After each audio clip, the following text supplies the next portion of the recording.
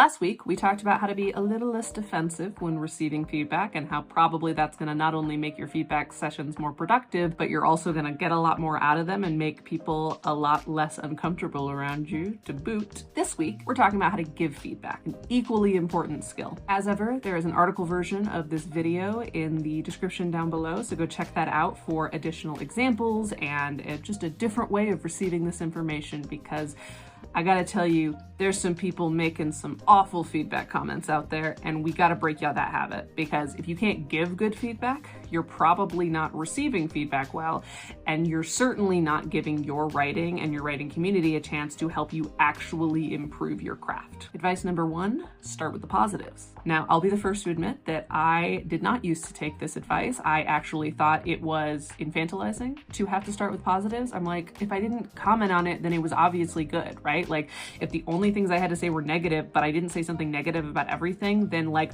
by logical conclusion, the thing that I didn't have notes on, I was fine with. Oh, my sweet summer child. People are not being sensitive when they are disappointed, frustrated, or downright hostile about the fact that you had nothing nice to say to them. They are reacting to the fact that if you say nothing about it, they have no data whatsoever. The absence of critique does not mean the existence of a compliment or validation. And I'm not saying that you should be getting into feedback for validation. You absolutely shouldn't. Validation is not useful. However, how do you feel when you get feedback and somebody has nothing nice to say to you about it? Absolutely nothing. Doesn't matter if the notes are ultimately really good and make your work stronger. If they had nothing positive to say to you, you are probably a lot less receptive to their feedback, and you are also probably less likely to reach out to them in the future, because it kind of seems like they hate your work, and why would you want feedback from somebody who hates your work? And if you're like, well, I kind of don't have anything nice to say, wrong. If you can't find anything nice to say, then that's a problem with you, because anytime somebody is brave enough to put words to paper and to ask other people what they think of it, there is something worth saying there. Is the premise strong, even if the execution isn't quite there yet? Do you like a character or see the potential in one? Is the setting interesting, unique?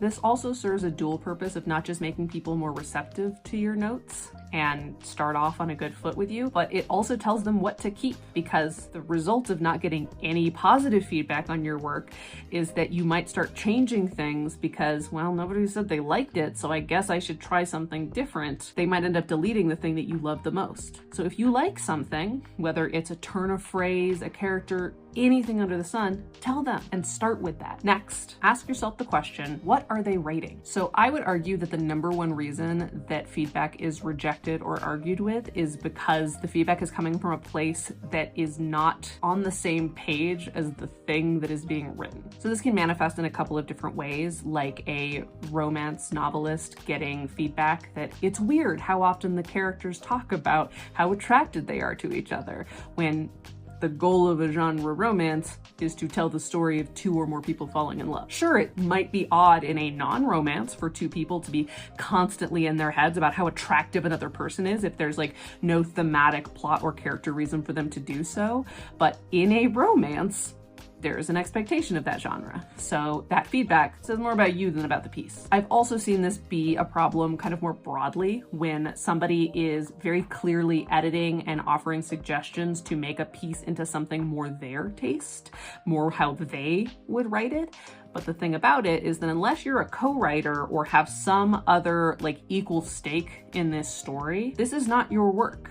This is not your story, this is not your writing. So how you would fix something is less useful to them than how should they fix something to make what they're writing more like the thing they're trying to write. What is this? What is it trying to be? And how can your feedback help get them closer to their vision? Help them make a better version of what they're already trying to do. When doing that, it's also important to be specific and actionable. This is bad or not working for me is not a real note. That's not helpful, and it's going to cause more confusion, frustration, and strife than actual productive critique. What are you actually encouraging the author to do? What specifically is not working? You might not be able to articulate it perfectly. Sometimes there is a vibe level of like, I didn't like that. but it's your job as the feedback giver to get to the root of that. The feedback receiver shouldn't have to be doing a full-blown detective mystery every time you give them a note. That's not their responsibility. That's yours. You should be clearer, and being clear is about being actionable. So not just, I didn't like this character, but why not? What is not hitting you about it? And why is not liking this character a problem? Sometimes not liking a character is the point, but if you don't like a character and it is a problem for you in reading further, why? What components made this character someone you didn't like? And how was that affecting your experience of reading the rest of the story? The most natural way to implement that piece of advice is, of course, to offer a suggestion. However, only offer suggestions when asked. It is usually way more constructive for someone to come up with their own solution to an issue that you've been specific and actionable about pointing out than it is for you to offer them a solution. Because again, you're not the writer. So the way that you would fix something is not necessarily in keeping with the thing being written and the kind of writer that the person is. You are not the same person. You do not have the same understanding and impulse to write this particular story. So your solution, while it may fix some problems, is going to feel out of place in someone else's work. It's best to not offer a suggestion at all than to start making prescriptive advice on someone else's work that's just going to make it less theirs, because that's not the goal, right? Unless you're auditioning to be their co-writer and they asked for you to do so, a suggestion is probably only going to confuse people, and then you're all going to get bogged down in why the suggestion is right or wrong, which is not the point. The point is to tell them that there's something that's not working about what they're trying to do and giving them insights so they can come up with a solution themselves. If someone does ask for solutions, a lot of the times they are just overwhelmed and in need of some alternative options. So I usually try to give like a couple of different, very different suggestions, because when you give somebody like a big swath of things to choose between, it feels less prescriptive. It more just shows you have so many options. You can choose any of these or any of these directions and it would be right. Because ultimately what we're trying to solve is a specific problem. It's not like there's one magical solution out there and if you don't find it, you're incorrect. All right, my final piece of advice to you, feedback giver, is that your taste is not infallible. Offering feedback is a creative exercise. I don't want to belittle that. It is a creative exercise to have to think critically about a piece of work that you're receiving and then be able to articulate what on a craft level is right and wrong with it. So it is natural when presenting feedback to someone that you feel pretty confident in your opinion of how the piece went and what was written in it and what your suggestions suggest, right? And so it can sometimes feel like a personal attack when somebody doesn't take your feedback. When somebody is like, okay, thanks, I appreciate that, and then they do nothing with it. That doesn't mean that your feedback was wrong or that you're wrong or that you're stupid. It just means that that particular piece of feedback didn't jive with the thing that the author was trying to do.